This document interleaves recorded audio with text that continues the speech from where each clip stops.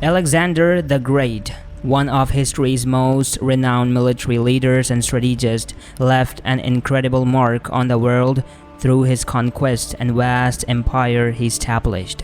His story is a blend of ambition, brilliance, and legend, as one of extraordinary achievement and profound impact. Here, we chronicle the life of Alexander the Great, from his birth and childhood to his ultimate death. Alexander III of Macedon, later known as Alexander the Great, was born on July 20, 356 BC in Pella, an ancient capital of Macedonia. His father, King Philip II of Macedon, was a formidable ruler and military commander who had transformed Macedonia into a powerful kingdom. His mother, Queen Olympias, was a princess of Epirus and a woman of immense influence and ambition. Legends say that on the night of Alexander's birth, the temple of Artemis at Ephesus burned down, an omen interpreted by the coming of a force that would change the world. From a young age, Alexander exhibited qualities that marked him as a prodigious talent. His mother, Olympias, instilled in him a sense of destiny and divine purpose, often telling him that he was descended from the hero Achilles and the god Zeus. Philip ensured that his son receive a comprehensive education. He hired the best tutors, including the renowned philosopher Aristotle, who taught Alexander a wide range of subjects, from philosophy and science to politics and literature. Under Aristotle's guidance, Alexander developed a lifelong love of learning and an appreciation for Greek culture.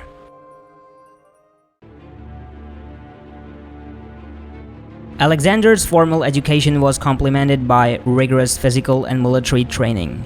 By the age of 12, he had demonstrated remarkable bravery and skill by taming a wild horse, Bucephalus, which no one else could manage. This feat impressed his father, who famously remarked, "My boy, you must find a kingdom big enough for your ambitions. Macedonia is too small for you." At 16, Alexander was given his first taste of leadership when his father left him in charge of Macedonia during a military campaign. In Philip's absence, Alexander displayed strategic acumen by quelling a rebellion by the Mede, a Thracian tribe. He renamed their city Alexandropolis, making the first of many cities he would name after himself. Alexander's path to the throne was marked by family intrigue and political maneuvering. In 336 BC, King Philip II was assassinated under mysterious circumstances, possibly involving Olympias. At just 20-year-old, Alexander ascended to the throne of Macedonia. His early reign was not without challenges. Several regions within the kingdom and neighboring territories saw his youth as an opportunity to revolt. However, Alexander quickly asserted his authority, demonstrating a ruthless efficiency in dealing with dissent. He consolidated his power by eliminating potential rivals and securing the loyalty of the Macedonian army. With his kingdom secure, Alexander turned his attention to the east, driven by a desire to conquer the Persian Empire, the dominant power of the time. In 334 BC, he crossed the Hellespont, modern-day Dardanelles, into Asia Minor, making the beginning of his legendary campaigns. He first engaged and defeated the Persian forces at the Battle of Granicus River.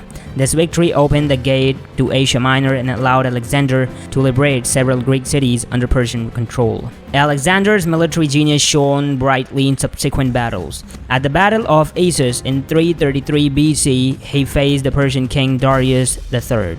Despite being heavily outnumbered, Alexander's strategic brilliance led to a decisive victory. Darius fled the battlefield, leaving his family and treasure behind.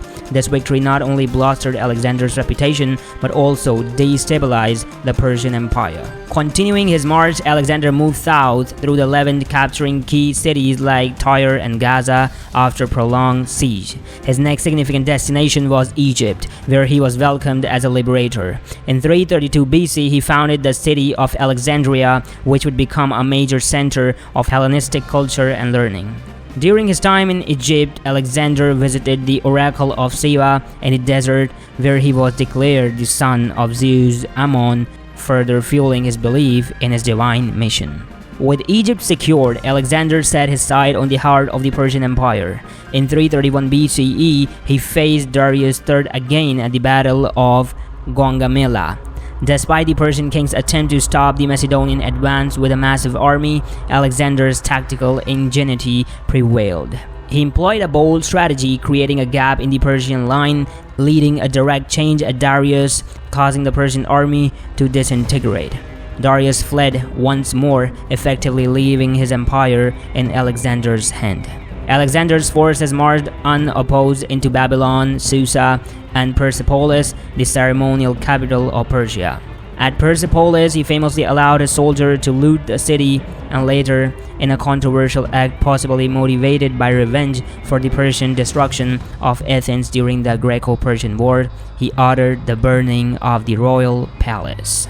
Alexander's ambition knew no bounds. After consolidating his control over Persia, he pushed further east into Central Asia. His campaign took him through the rugged terrain of modern-day Afghanistan and Uzbekistan, where he founded several cities, including Alexandria, Istate, the furthest in what now Tajikistan. These regions posed significant challenges with fierce resistance from the local tribe and harsh conditions, but Alexander's determination and military power ensured his continued success.